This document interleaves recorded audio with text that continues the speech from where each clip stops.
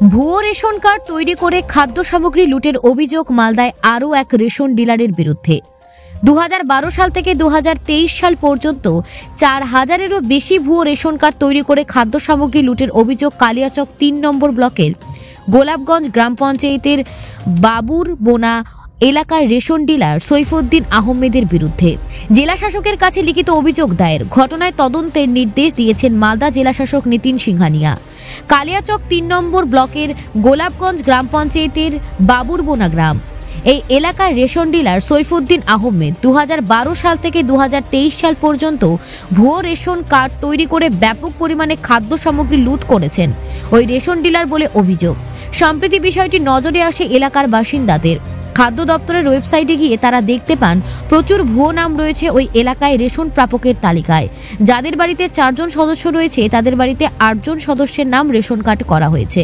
তবে এরকম একটি দুটি নয় 4000-এরও বেশি ভুয়ো রেশন কার্ড রয়েছে ওই ডিলারের কাছে বলে অভিযোগ।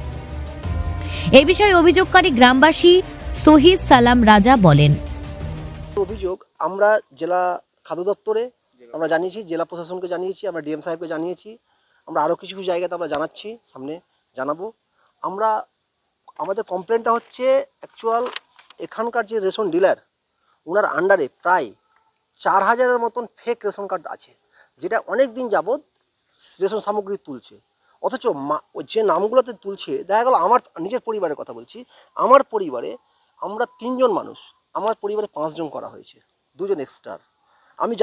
আমার কোনো মেয়ে নেই, অথচ আমার রেশন কার্ডে দেখা যাচ্ছে আমার লিস্টে আমার একটা মেয়ে আছে। এটা দুর্নীতি। এই যে দুর্নীতি আমরা জানি আমাদের ভারতবর্ষ খাদ্য সূচকে অনেকটা পিছিয়ে গেছে। আমাদের দেশের সরকার মানুষের কল্যাণের জন্য খাদ্য সামগ্রী দিচ্ছে, আর এই খাদ্য সামগ্রী কী হচ্ছে, ইঁদুরের গর্তের মতো কিছু ইঁদুর আছে, এই রেশন ডিলার নামক কিছু ইঁদুর আছে, তারা অন্য জায়গাতে নিয়ে যাচ্ছে কি মানুষের কাছে সঠিক খাদ্যশস্য মানুষের কাছে পৌঁছচ্ছে না। আমাদের প্রতিবাদ হচ্ছে মানুষের খাদ্যশস্য মানুষের কাছে পৌঁছুক। আজ ভুয়ো নাম দিয়ে রেশন কার্ড বানিয়ে এই যে এক একটা রেশন ডিলার দিনের পর দিন অট্টালিকা তৈরি করছে, তার আমরা পূর্ণাঙ্গ তদন্ত চাইছি। এবং প্রথমত আমরা চাইছি এই রেশন ডিলারকে সাসপেন্ড করে তার এগেনস্টে তদন্ত শুরু হোক, যাতে আমাদের তদন্ত কোনো রকম প্রভাবিত না হয়, কারণ উনি একজন প্রভাবশালী ব্যক্তি। আর এই ব্যাপক দুর্নীতির তদন্তের দাবিতে মালদা জেলা শাসকের কাছে লিখিত অভিযোগ দায়ের করলেন গ্রামবাসীদের একাংশ।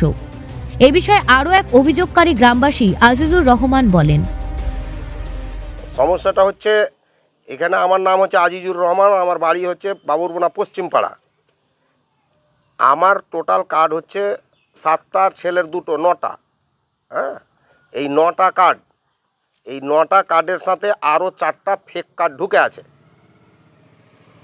এই ফেক কার্ডটা অবৈধভাবে ডিলার নিজে নিজে তৈরি করে আমার নামের সাথে জুড়ে দিয়েছে। যে এই কার্ডের মাল তুলে ও খাচ্ছে, অবৈধভাবে খাচ্ছে। আপনি তো একটা প্রতিবন্ধী মানুষ, এইভাবে খাচ্ছে, তাহলে কি বলবেন বিষয়টা? কি বলবো, ওরা প্রতিবন্ধীও বোঝে না, ভিখারিও বোঝে না, এরা সবার চুরি করে খায়। এই অভিযোগ ভিত্তিহীন বলে দাবি করেছেন রেশন ডিলারের ছেলে সামিম হাসান। আমাদের বিরুদ্ধে যে অভিযোগ উঠছে সেটা ভিত্তিহীন এবং মিথ্যা।